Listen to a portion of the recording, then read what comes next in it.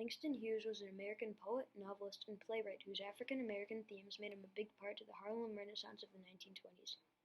Langston Hughes was born on February 1, 1902, in Joplin, Missouri. He published his first poem in 1921. Later on, he attended Columbia University, but left a year later to travel.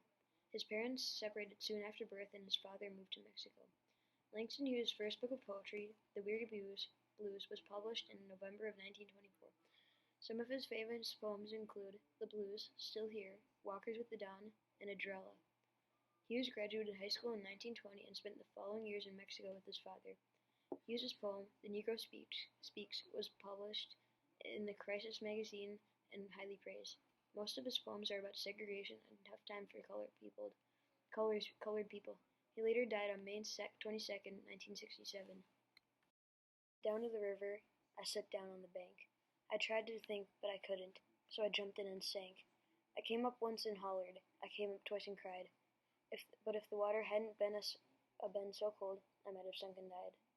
But it was cold, cold in that water, it was cold. I took the elevator 16 floors above the ground. I thought about my baby and thought I would jump down. I stood there and hollered, I stood there and cried.